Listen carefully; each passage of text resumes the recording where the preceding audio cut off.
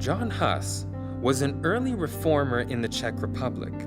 He stood for what he believed, and it cost him his life.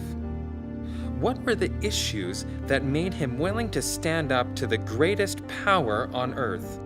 What convicts a person to be willing to die for their faith?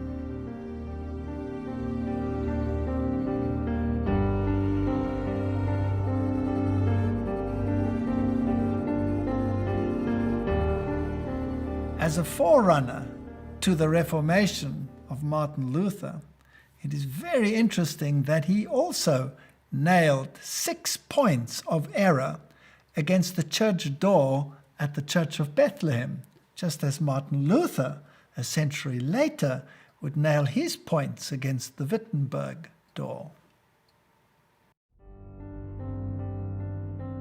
The first error had to do with transubstantiation. Huss loathed the priests who boasted that they were making the body of the Lord Jesus in the Mass, and thus were the creators of their Creator.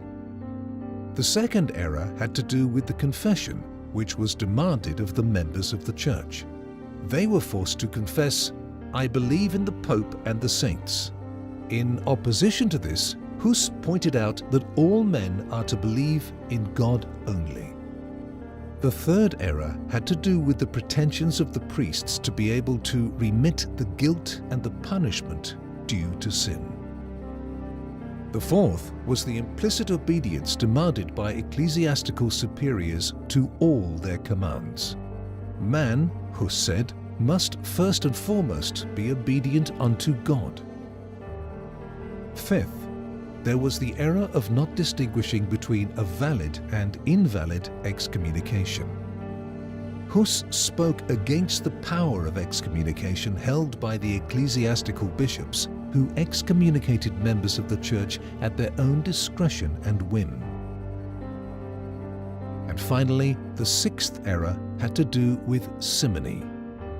This included the purchasing of church positions for money.